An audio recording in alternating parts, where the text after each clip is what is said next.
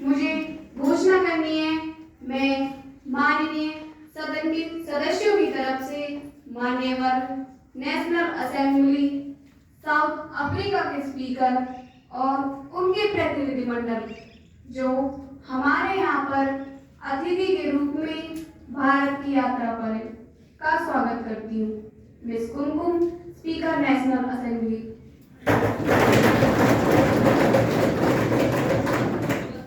Miss Tamanna, member of parliament. यह प्रतिनिधिमंडल गत सोमवार को भारत पहुंचा है। मैं इसकी सुखद एवं मंगलमय यात्रा की कामना करती हूँ। I hope this session will be fruitful. Now, new members will take oath or affirmation. Secretary General, please. जी महोदय, कुमारी शिवानी जो रोहतक निर्वाचन क्षेत्र से निर्वाचित हुई है, अब शपथ या प्रतिज्ञा करेंगी। कुमारी शिवानी।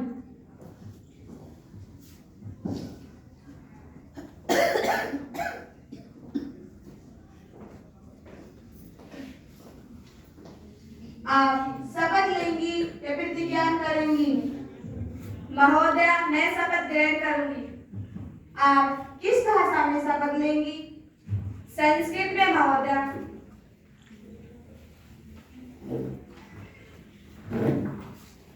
अहम कुमारी शिवानी या युवा संसदस्य लोकसभाया सदस्य रूपे निर्वाचिता परमेश्वरस्य नाम्नं सभे यदं विधिना स्थापितं भारतस्य संविधान प्रति सत्यं सिद्धां निष्ठां च ध्यायस्य यदं भारतस्य संपूर्ण प्रभुत्व संपन्नता अखंडता रक्षयामि तथा यत्पदं विरुद्धं अहम् उद्योगसमि तस्य कृत्वानि श्रद्धापूर्वकं निर्वेक्षामि।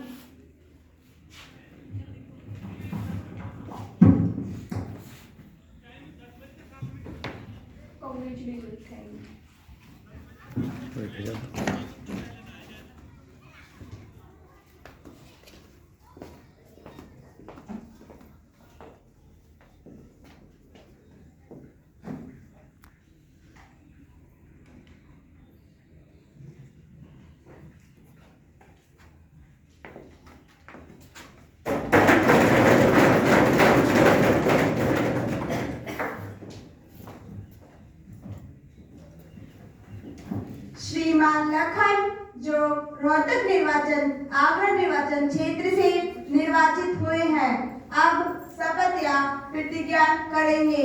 श्रीमान लखन।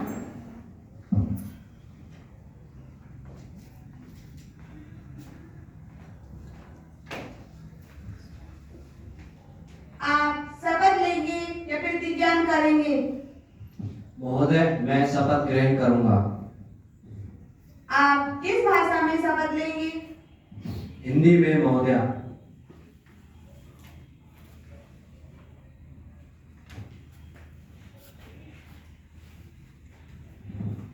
मैं लखन जो आगरा निर्वाचन क्षेत्र से युवा सांसद की लोकसभा का सदस्य निर्वाचित हुआ हूँ, ईश्वर की शपथ लेता हूँ कि मैं विधि द्वारा स्थापित भारत के संविधान के प्रति श्रद्धा और निष्ठा बनाए रखूंगा, देश की प्रभुसत्ता और एकता को बनाए रखूंगा तथा जिस पद को मैं ग्रहण करने वाला हूँ उसके कर्तव्यों का श्रद्धापूर्वक निर्वहन करूंगा।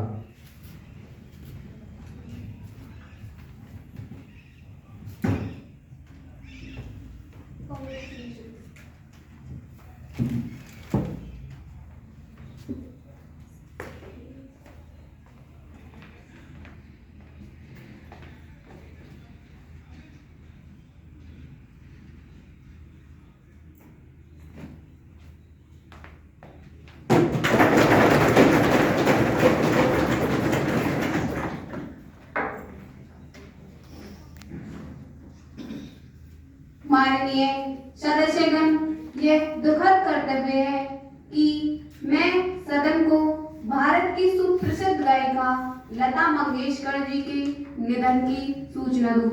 लता जी के संगीत कला के क्षेत्र में दिए हुए योगदान को राष्ट्र कभी नहीं भुला पाएगा। ईश्वर उनकी आत्मा को शांति दे। अध्यक्ष जी, मैं लता मंगेशकर जी के प्रति अपनी श्रद्धांजलि अर्पित करना चाहती हूँ। उनका जन्म 28 सितंबर 1929 को मध्य प्रदेश के इंदौर में हुआ। मैं निजी तौर पर भी उनसे मिल चुकी हूँ। वे बहुत ही खुशमिजाज थीं। इस दुख की घड़ी में मैं और मेरे साथीगण शोक संतप्त परिवार के प्रति गहरी संवेदना रखते हैं। धन्यवाद अध्यक्ष जी। माननीय अध्यक्ष जी, मैं आप और सदन के नेता द्वारा अर्पित की गई श्रद्धांजलि में संयोजित करती हूँ। मुझे लता जी से पिछले महीने ही मिलने का मौका मिला था और मैंने यह कल्पना भी नहीं की थी कि वह हमारी आखिरी मुलाकात होगी। उनकी छवि को कभी पूरा नहीं किया जा सकता। मैं सोखा कुल परिवार को अपनी संवेदनाएं भेजने में स्वयं को और अपने दल को भी शामिल करना चाहती हूँ। धन्यवाद अध्यक्ष जी।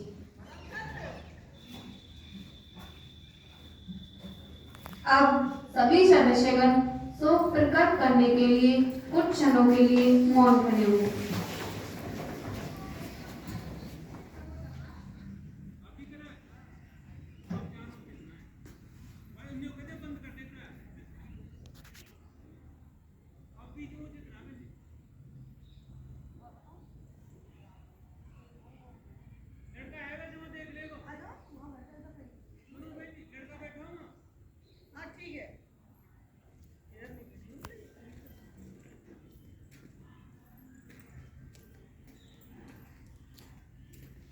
Sit down, please.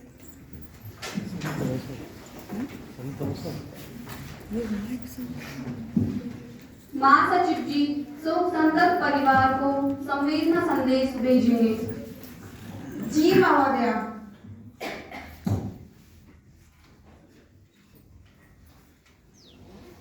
अब प्रधानमंत्री जी नए मंत्रियों का परिचय कराएंगे।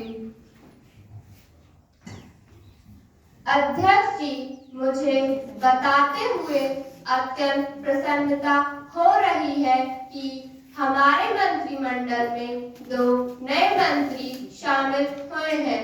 पहली है सड़क एवं परिवहन मंत्री कुमारी रिया।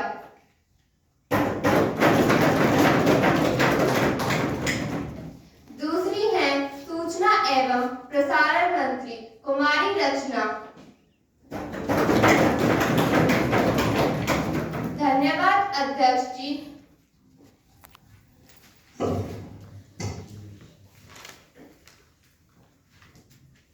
अब प्रश्न काल प्रारंभ होता है।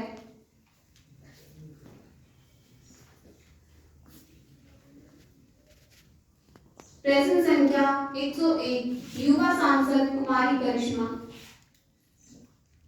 माननीय अध्यक्ष जी, मैं आपके माध्यम से महिला एवं बाल विकास मंत्री जी से पूछना चाहती हूँ कि क्या बाल यौन उत्पीड़न के मामले में 2021 के बाद आई बढ़ोतरी के मुख्य कारण क्या है? धन्यवाद अध्यक्ष जी।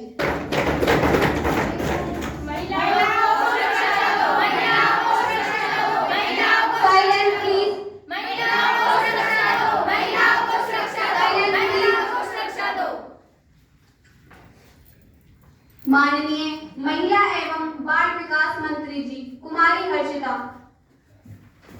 माननीय अध्यक्ष जी, मैं आपके माध्यम से अपने साथी व सदन को बताना चाहती हूँ कि 2021 के बाद इन मामलों में अचानक जो उछाल देखने को मिल रहा है, उसकी वजह न केवल पॉस्को कानून का लागू होना है, बल्कि इसका बेहतर क्रियान्वयन भी है।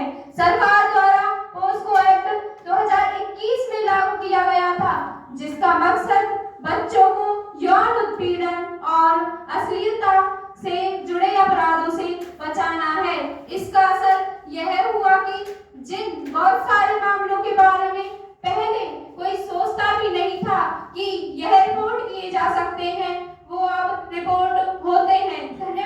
अध्यक्ष जी।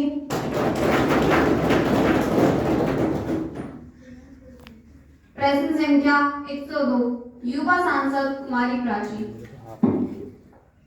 माननीय अध्यक्ष जी, मैं आपके माध्यम से माननीय खाद्य एवं आपूर्ति मंत्री जी से पूछना चाहती हूँ कि क्या खाद्य पदार्थों में मिलावट का मामला सरकार के संज्ञान में है, अर्थात हमारे देश का दूध उत्पादन 20 करोड़ लीटर है जबकि खपत 78 करोड़ लीटर, तो क्या मंत्री जी बताएंगे बाकी का दूध कहां से आता है?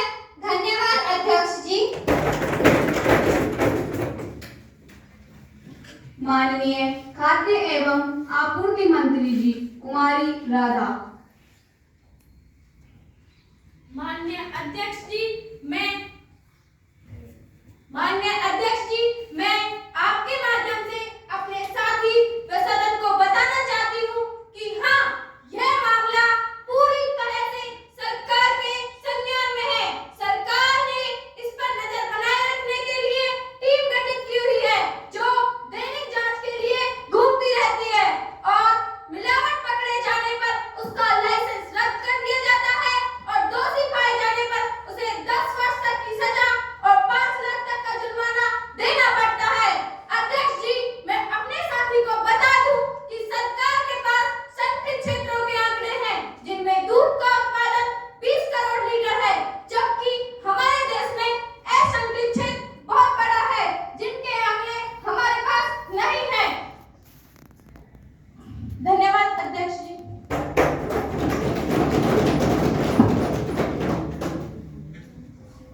प्रश्न संख्या 103 युवा सांसद कुमारी वर्षा। माननीय अध्यक्ष जी, मैं आपके माध्यम से गृह मंत्री जी से पूछना चाहती हूँ कि हरियाणा के नूह जिले में सांप्रदायिक हिंसा के कारण लोग मारे गए हैं। उस हिंसा के दोषियों को सजा दिलाने के लिए सरकार क्या कदम उठा रही है? अगर सरकार कदम उठा रही है तो धरातल पर उसके परिणाम नजर क्यों नहीं आ रहे हैं? धन्यवाद अध्यक्ष जी। माननीय गृह मंत्री जी कुमारी खुशी। माननीय अध्यक्ष जी, मैं आपके माध्यम से अपने साथी व सदन को यह बताना चाहती हूँ कि किसी भी राज्य की कानून व्यवस्था की जिम्मेदारी निर्वाचित राज्य सरकार की होती है। यदि राज्य सरकार अपने कार्य का निर्वहन करने में असफल रहती है तो उस परिस्थिति में केंद्र सरकार का दायित्व बनता है कि वह राज्य सरकार के स्थान पर कार्य करे। माननीय अध्यक्ष जी, हम इस घटना पर नजर बनाए हुए हैं और राज्य सरकार के सीधे संपर्क में हैं। यदि राज्य सरकार को किसी भी प्रकार की मदद की आवश्यकता होगी तो हम उसके लिए तैयार हैं। धन्यवाद महोदया जी। प्रश्न संख्या 104 युवा सांसद गणेश। माननीय अध्यक्ष जी, मैं मंत्री जी से पूछना चाहता हूं कि जम्मू कश्मीर में धारा 370 को खत्म करने के पश्चात आतंकवाद में कितनी कमी आई? धन्यवाद अध्यक्ष जी। माननीय गृह मंत्री जी कुमारी खुशी। माननीय अध्यक्ष जी, मैं आपके माध्यम से अपने साथी व सदन को यह बताना चाहती हूँ कि धारा 370 हटने के पश्चात आतंकवादी घटनाओं में काफी कमी आई। धारा 370 हटने से पहले प्रत्येक वर्ष बहुत सी आतंकवादी घटनाएं होती थी जिनमें बहुत से सिविलियन लोग मारे जाते थे। प्रत्येक वर्ष लगभग 2200 आतंकवादी घटनाएं होती थी जिनमें लगभग 300 आतंकवादी मारे गए। माननीय अध्यक्ष जी, इस वर्ष लगभग 332 आतंकवादी घटनाएं हुई जिनमें 64 आतंकवादी मारे गए। इन आंकड़ों से पता चलता है कि धारा 370 हटने के पश्चात आतंकवादी घटनाओं में काफी कमी आई जो देश की एकता और अखंडता के लिए होना बेहद जरूरी है। धन्यवाद अध्यक्ष जी।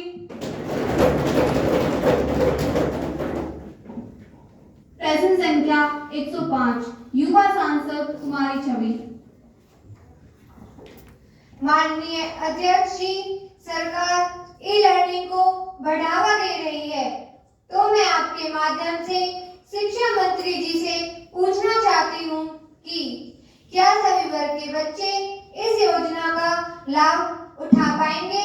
क्या सरकार इसके दुष्परिणामों से परिचित है? आर्थिक रूप से कमजोर छात्रों के लिए सरकार के पास क्या वित्तीय योजनाएं हैं? मंत्री जी बताने का कष्ट करें। धन्यवाद अध्यक्ष जी। माननीय शिक्षा मंत्री जी कुमारी भावना। माननीय अध्यक्ष जी, मैं आपके माध्यम से अपने साथी व सदन को बताना चाहती हूँ कि हाँ, यह योजना सभी वर्गों के लिए है। सभी वर्गों के छात्रों के लिए यह योजना लाभकारी सिद्ध होगी। अध्यक्ष महोदय, काफी विचार विमर्श करने के बाद, तर्क वितर्क करने के बाद हमने यह निष्कर्ष निकाला है कि इस योजना के लाभ अधिक हैं, नुकसान कम। मैं आपके माध्यम से सदन और अपने साथी को आश्वस्त करना चाहती हूँ, जो ई लर्निंग मटेरियल उपलब्ध कराया जाएगा, इसमें केवल वही विषय चलेगा जो विभाग द्वारा उपलब्ध कराया जाएगा। अतः विद्यार्थियों पर इसका कोई दुष्प्रभाव नहीं होगा। अध्यक्ष जी, यह सभी ई लर्निंग मटेरियल सरकार की तरफ से बिल्कुल मुफ्त में उपलब्ध कराया जाएगा। सभी बच्चों को मुफ्त में डाटा दिया जाएगा। धन्यवाद अध्यक्ष जी।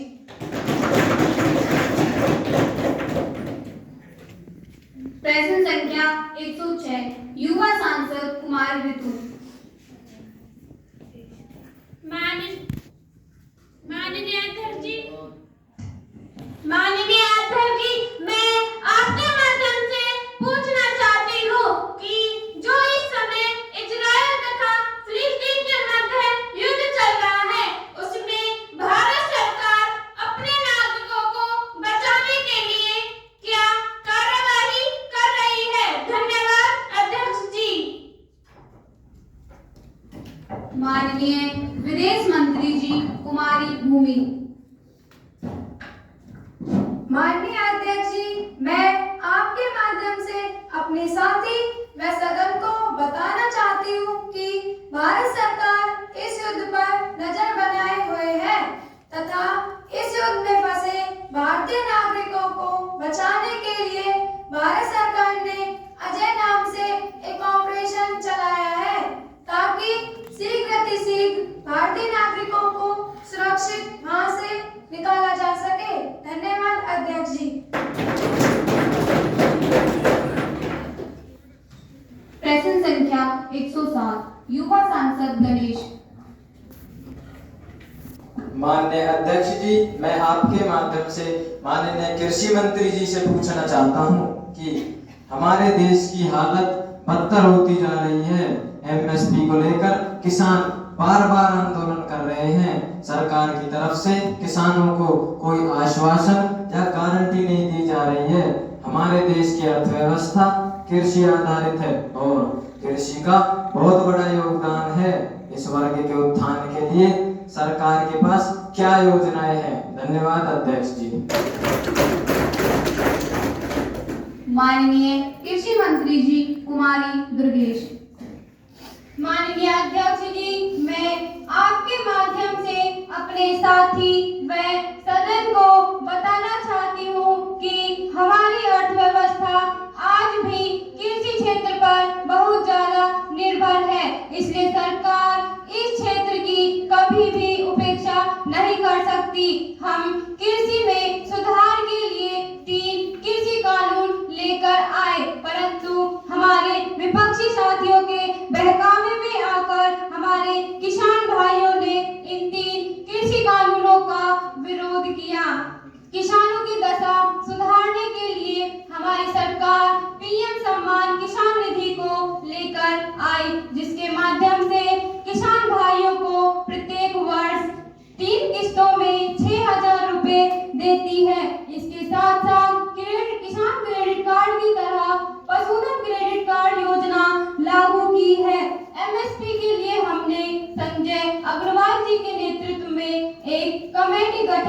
है, जिसमें संयुक्त किसान मोर्चा के प्रतिनिधि भी शामिल होंगे।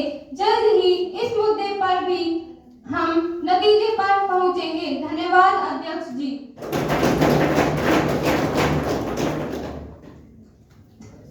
अब शून्यकाल प्रारंभ होता है।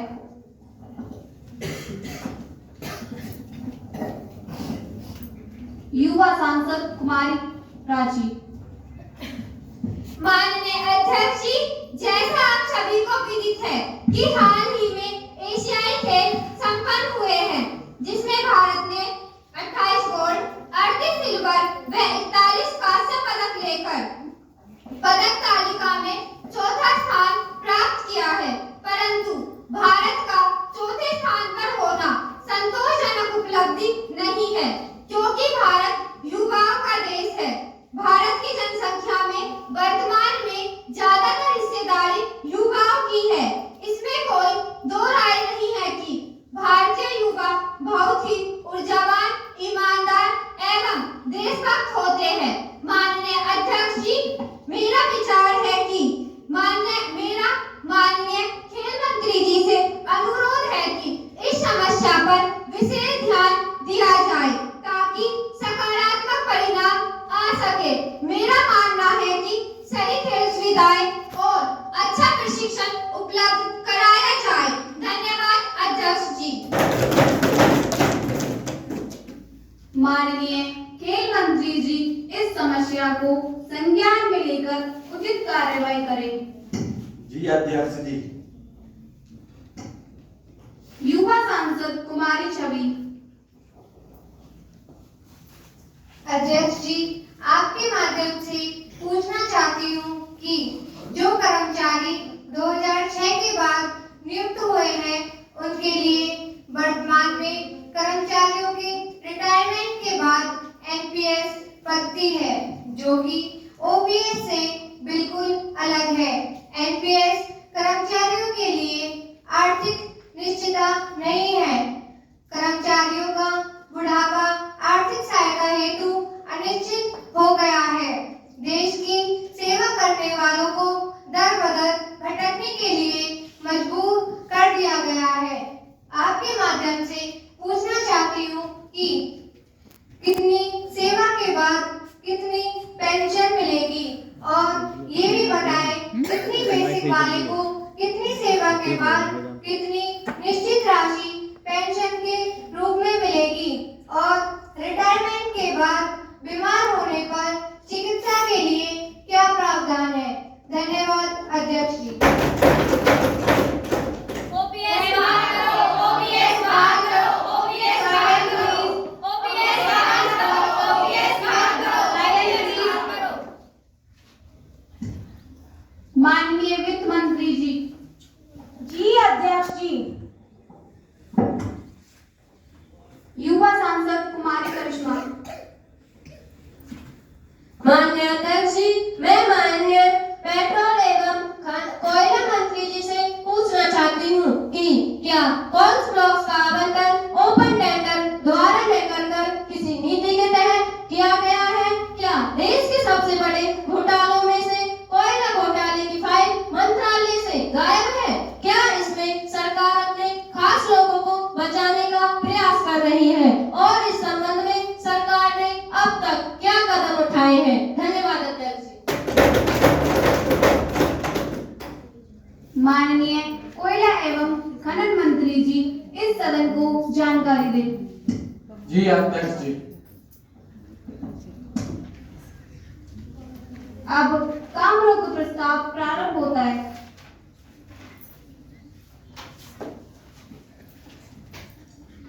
कुमारी करिश्मा काम रोको प्रस्ताव पर अपने विचार रखेंगी। कुमारी करिश्मा।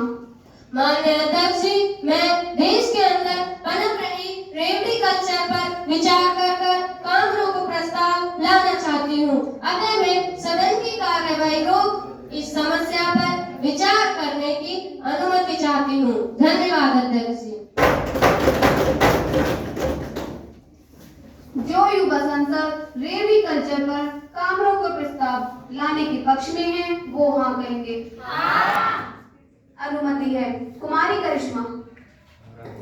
माननीय अध्यक्ष जी, मैं आपके माध्यम से देश के अंदर पनप रही रेवड़ी कल्चर पर विचार कर काम रोको प्रस्ताव लाना चाहती हूँ। अध्यक्ष जी, कुछ राजनीतिक दल वोट बैंक खिसकने के डर से इसे दिनों दिन बढ़ाते जा रहे हैं। अगर सरकार में इसी तरह वोट चलती रही तो देश की आर्थिक स्थिति बद से बदतर हो जाएगी। अगर वैश्विक स्तर पर देखा जाए तो वह विकसित देश जो विकासशील देशों के मुकाबले अधिक रेवड़ियां बांट रहे हैं। अध्यक्ष जी, अगर आंकड़ों पर गौर किया जाए तो वहीं विकासशील देश अपने जीडीपी का 3 से 4% तक खर्च करते हैं, वहीं विकसित देश अपनी जीडीपी का 0.5% से 1% तक खर्च करते हैं। अध्यक्ष जी, यह है आधारभूत संरचना के अवरोध। अतः मैं चाहती हूँ कि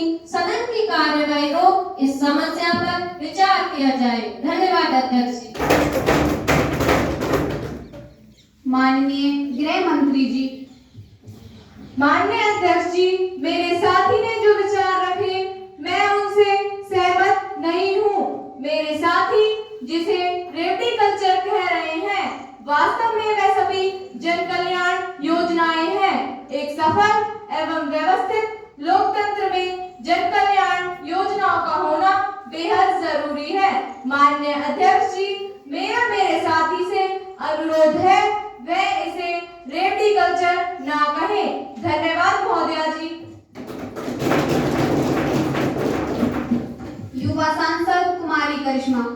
अध्यक्ष जी, जन कल्याण योजना के नाम पर सरकार अपनी नाकामियां छुपा रही है। अब जब चुनाव नजदीक आ गए हैं तो सरकार ने लोगों पर खजाना लुटाने का काम शुरू कर दिया है। अगर सरकार लोगों पर इसी तरह रेवड़ियां बांटती रही तो देश की आर्थिक स्थिति पाकिस्तान और श्रीलंका की तरह हो जाएगी। अध्यक्ष जी, सरकार देश को दिवालिया देशों की सूची में शामिल करना चाहती है या विकसित देशों की सूची में शामिल करना चाहती है। धन्यवाद अध्यक्ष जी।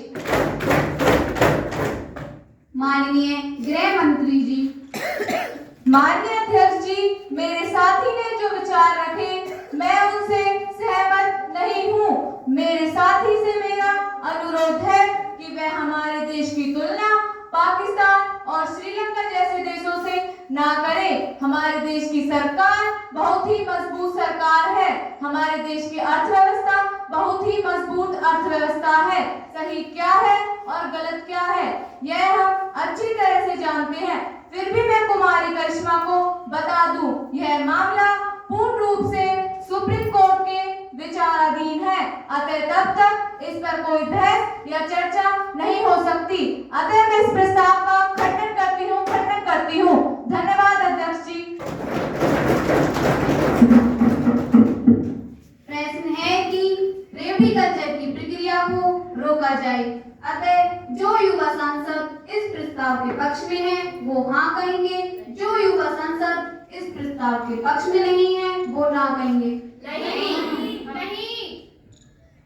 मैं समझती हूँ कि ना का बहुमत है, ना का बहुमत है, ना का बहुमत है।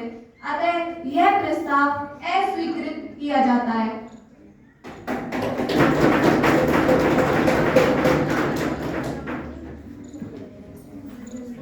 अब सभी कागजात सभा पटल पर रखे जाएंगे।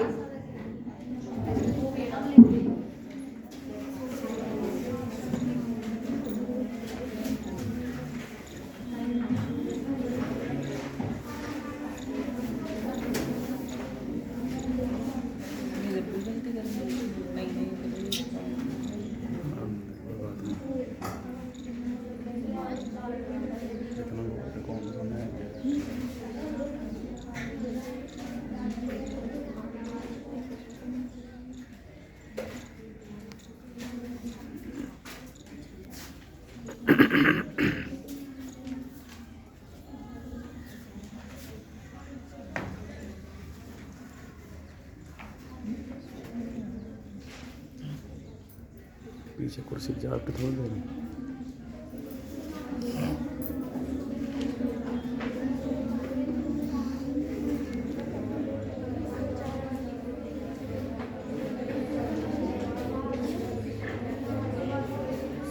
प्लीज। महासचिव जी युवा संसद की राज्यसभा से प्राप्त संदेश को पढ़ेंगे। जी महोदया जी। महोदया, मुझे युवा संसद की राज्यसभा के महासचिव से प्राप्त निम्नलिखित संदेश की सूचना देनी है। युवा संसद को राज्यसभा की प्रक्रिया तथा कार्य संचालन विभाग के अनुसार पदोन्नति में अनुसूचित जाति एवं अनुसूचित जाति के आरक्षण के लिए संविधान संशोधन विधेयक 2022 की प्रति सभा पटल पर रखने का निर्देश हुआ है, जो राज्यसभा द्वारा 13 मार्च 2022 को हुई राज्यसभा में पारित हुआ था। महासचिव जी राज्यसभा द्वारा पारित किए गए विधेयक की प्रति सभा पटल पर रखेंगे। जी महोदया जी।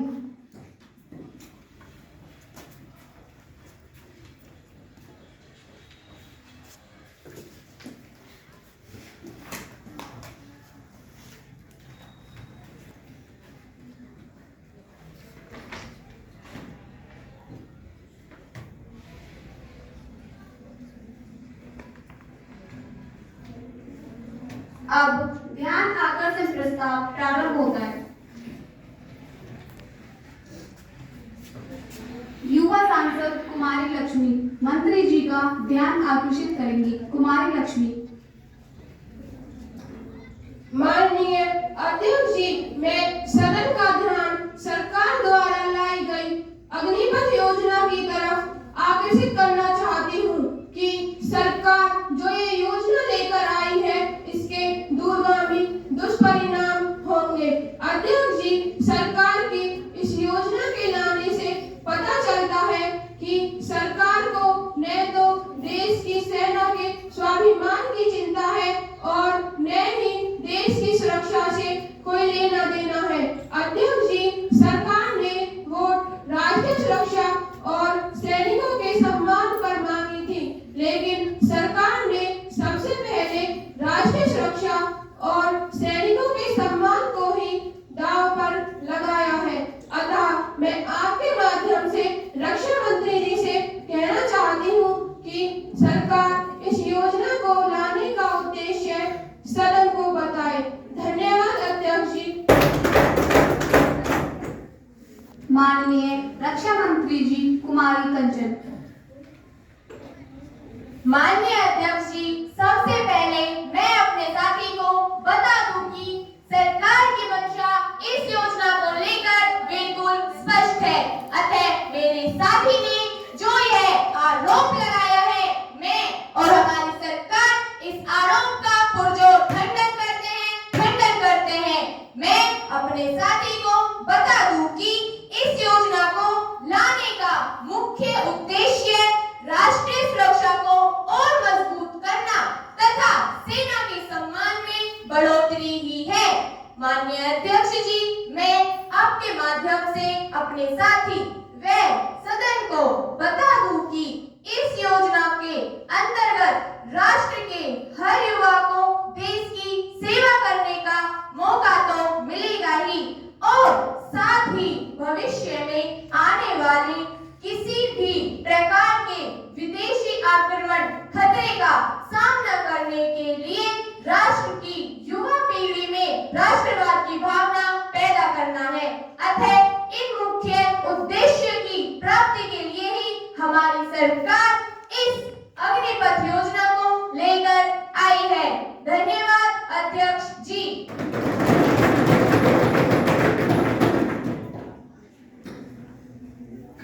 माननीय अध्यक्ष जी, लगभग 24 वर्ष की आयु में सरकार इन युवाओं को रिटायर करके घर भेज देगी।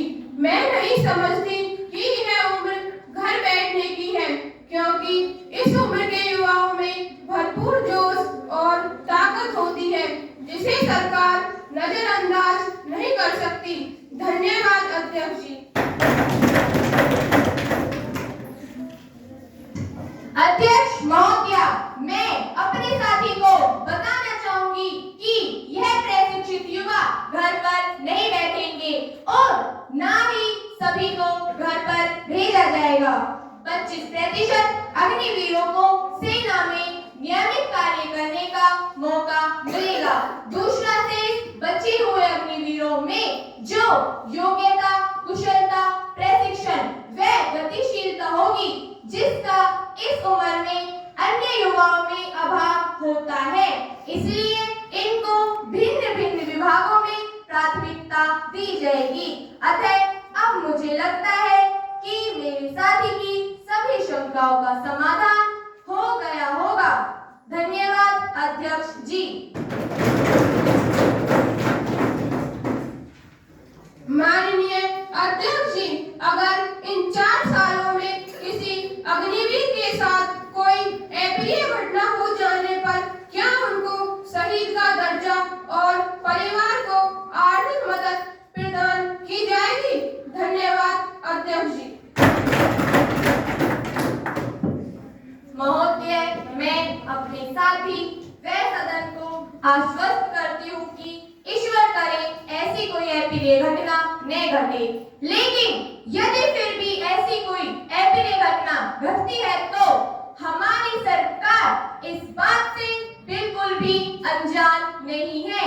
अग्निवीर की सेवा शर्तों के मुताबिक वेतन कैजुअल्टी होने पर परिवार वालों को इंश्योरेंस के 48 लाख रुपए जमा सेवा निधि और इतना ही अमाउंट हमारी सरकार द्वारा दिया जाएगा। आर्थिक मदद के तौर पर 44 लाख रुपए बाकी बचे कार्यकाल की सैलरी दी जाएगी। Arm forces battle casualty fund से 8 लाख रुपए और आर्मी वाइफ्स वेलफेयर एसोसिएशन की तरफ से तुरंत मदद के तौर पर 30,000 रुपए दिए जाएंगे और साथ ही सैनिक सम्मान पत्र भी प्रदान किया जाएगा। अतः मेरे विपक्षी साथी को इसमें कोई संदेह नहीं होना चाहिए कि यह योजना मुख्य रूप से देश के युवा पीढ़ी और सेना के सम्मान में बढ़ोतरी के हित में ही है। धन्यवाद अध्यक्ष जी।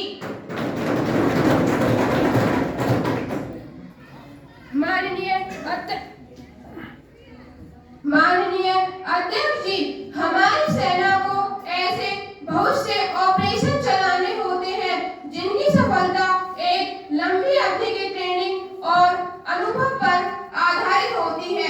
गैर जिम्मेदार सरकार मात्र 6 महीने में ही परिपक्व सैनिक तैयार करना चाहती है, जो कि असंभव है।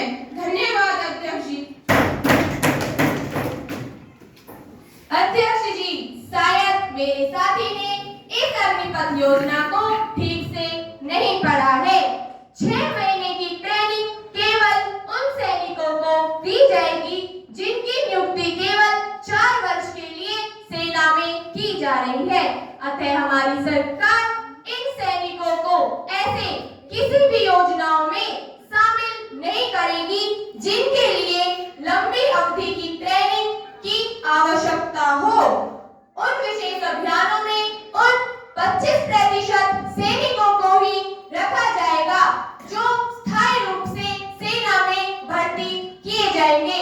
वैसे मेरे साथी जानते हैं कि भारतीय सेना की ट्रेनिंग विश्व के उन्नत देशों की ट्रेनिंग से किसी भी प्रकार कम नहीं है।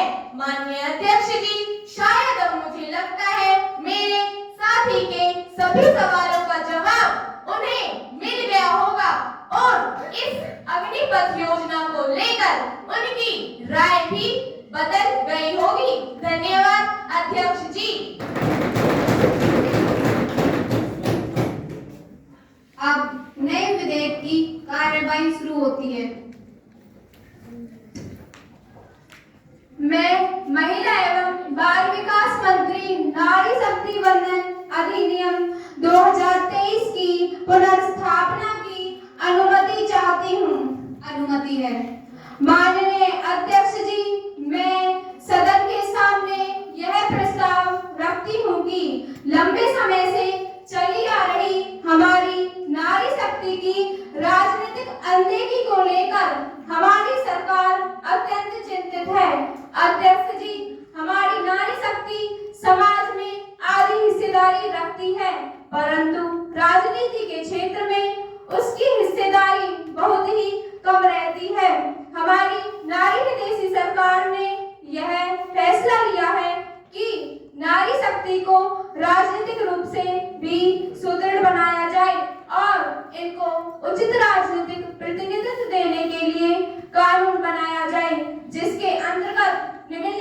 मुद्दों को ध्यान में रखते हुए विचार किया जाए।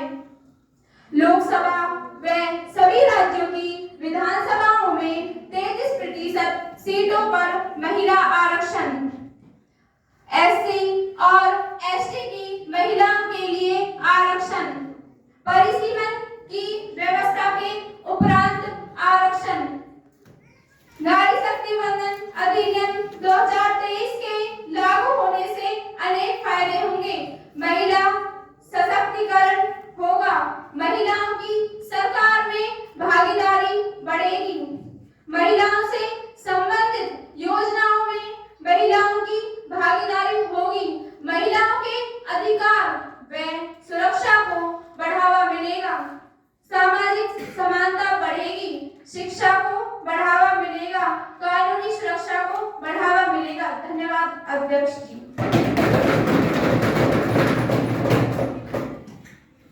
इस विधेयक पर सदन में कल चर्चा की जाएगी, अतः आज की कार्यवाही यहीं पर स्थगित की जाती है। धन्यवाद।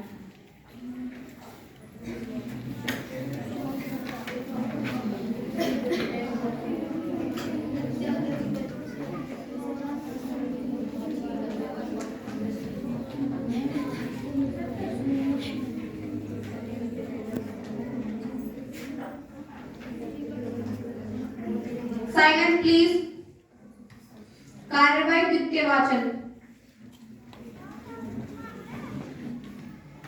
सभी सदस्यगण महिला एवं बाल विकास मंत्री जी द्वारा सुझाए प्रस्ताव पर अपना मत रखेंगे। सत्ता पक्ष की सांसद कुमारी प्रिया। माननीय अध्यक्ष जी, मैं इस विधेयक के पक्ष में हूँ, क्योंकि आजादी के बाद पहली बार नारी शक्ति को उचित राजनीतिक प्रतिनिधित्व को ध्यान में रखकर कोई कानून बनाने का निर्णय लिया गया है और मुझे लगता है कि इसमें हमारे विपक्षी साथी भी सरकार का सहयोग करेंगे। धन्यवाद महोदय।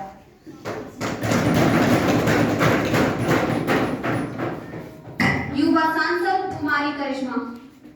अध्यक्ष जी, मैं इस विधेयक के पक्ष में नहीं हूँ, क्योंकि मुझे लगता है कि सरकार नारी शक्ति के लिए कुछ नहीं करना चाहती। इस अधिनियम के माध्यम से सरकार नारी शक्ति के वोटों को लेना चाहती है, क्योंकि आज सरकार कानून बना करके इसे 2029 में लागू करना चाहती है। इससे सरकार की मंशा पर संदेह हो रहा है, अतः मैं इस बिल का पुरजोर विरोध करती हूँ। धन्यवाद अध्यक्ष।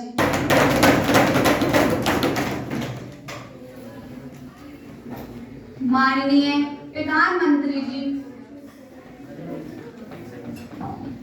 अध्यक्ष जी, वैसे तो मेरे साथी युवा सांसद बहुत बुद्धिमान हैं, फिर भी मैं उन्हें बताना चाहती हूँ कि 2029 के आरक्षण प्रावधान 2025 के परिसीमन के कारण किए गए हैं, ताकि परिसीमन से बढ़ने वाली सीटों के लिए अलग से कोई कानून न बनाना पड़े। धन्यवाद अध्यक्ष जी।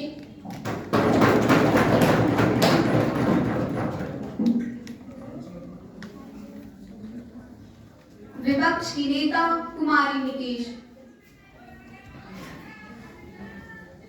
माननीय अध्यक्ष जी, इस अधिनियम में ओबीसी वर्ग की महिलाओं के लिए आरक्षण का कोई प्रावधान नहीं है।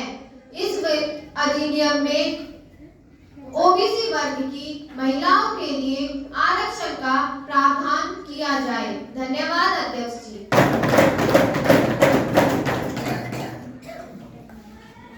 माननीय महिला एवं बाल विकास मंत्री जी कुमारी हर्षिता। अध्यक्ष जी, इस अधिनियम में हमने एससी और एसटी की महिलाओं के लिए आरक्षण की व्यवस्था की है। इसके लागू होने के समय 2029 से पहले हम सर्वे करवाएंगे और ऐसी व्यवस्था को करने की कोशिश करेंगे। धन्यवाद अध्यक्ष जी।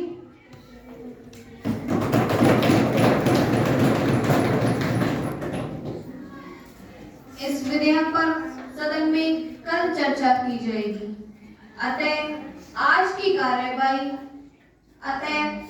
आज संसद की कार्यवाही स्थगित की जाती है।